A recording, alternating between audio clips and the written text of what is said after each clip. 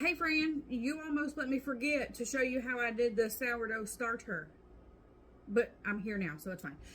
So, this is Kelvin. For those of you that are new, this took me a long time and failed attempts because I took really bad advice from people off the interwebs.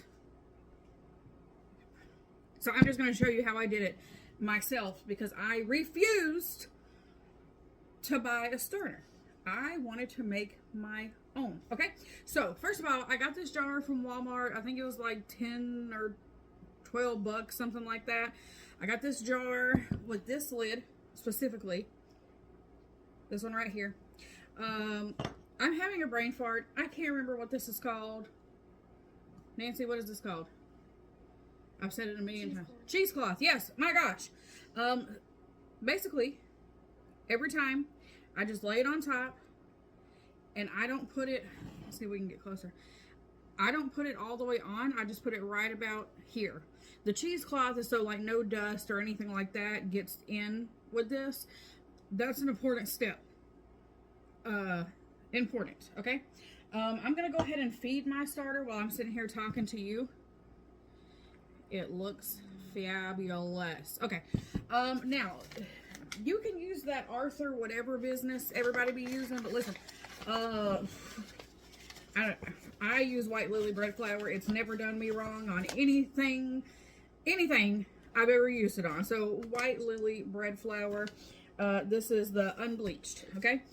I'm going to take half a cup. This is what you're going to do on day one. I'm just going to do this while I'm telling you how to do it, okay? So in your jar, you're going to make sure your jar is clean. If you are on a budget, okay, this spatula came from Dollar Tree. You can start with a little jar. It came from the Dollar Tree. I just got one. You can screw this lid on, but I just got it so I could sit it like this because I'm going to do my mother-in-law starter. So yeah, but they have ones that are bigger than this, so you can get a bigger one if you want to, but this is just the size that I started out with. So yeah, now you're going to take a half a cup of white lily bread flour. You don't have to pack it or anything. You just kind of put it in there, and then you just shimmy the excess off. Put it in, okay? Now your next step, because this is day one for you, right? You're going to do 1/4 a cup of water. While I'm mixing this, and we're going to talk about this water, okay? Now, a lot of people will tell you a whole lot of things. You see he's falling as I'm adding. That's normal. A whole lot of. Just listen to me, please. just listen to me.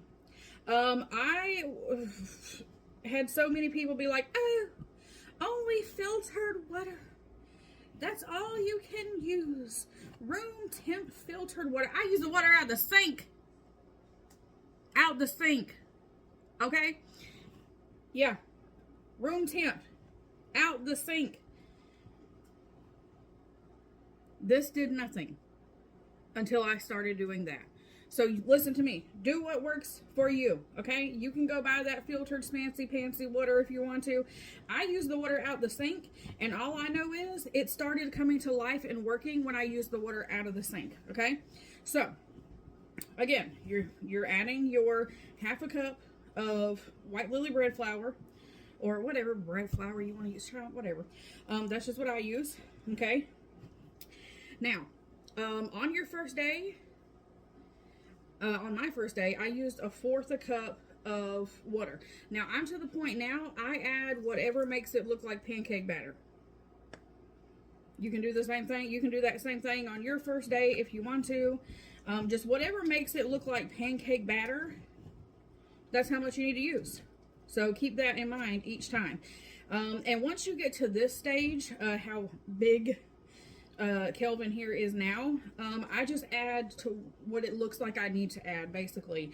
That way I'm not, drowning him in water or drying him out too much with flour. Just however much it looks like he needs, okay? That's it. You're going to keep doing that and keep doing that. You add your half a cup of flour. You add your water into however much makes it look like pancake batter, basically. So, hang on. So, like this. Okay? Like this. Alright?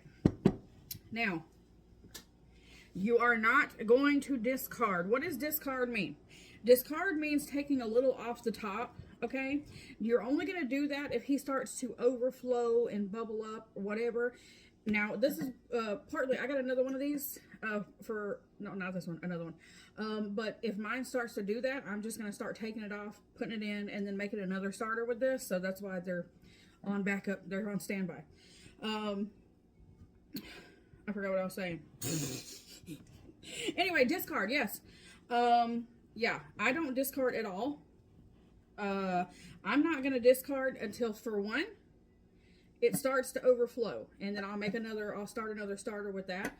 Or, I've started actively making bread with it. Until then, no, I'm not doing that, okay?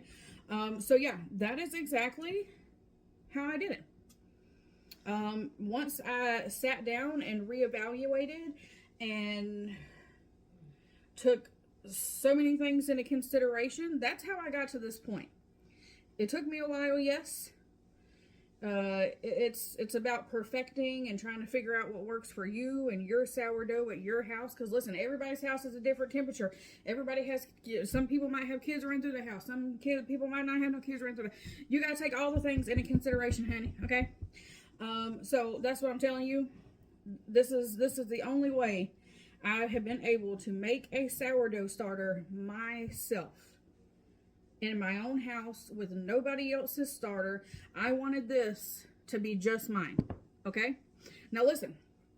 After that, like the first day or so, it's not really going to do much of anything. It's not until like really like day 3, day 4 where I started to see bubbles. But you'll know when you get there, because you see, like mine, before I started putting all this in and showing you, it was full of bubbles. Okay, that's our goal. Okay, we need the bubbles to be in there. So that's how I did it. Just stick with it. And if something happens, don't just give up completely. Toss it out and start again. Just trust me, I did that. So if you have any questions, put them in the comments for me.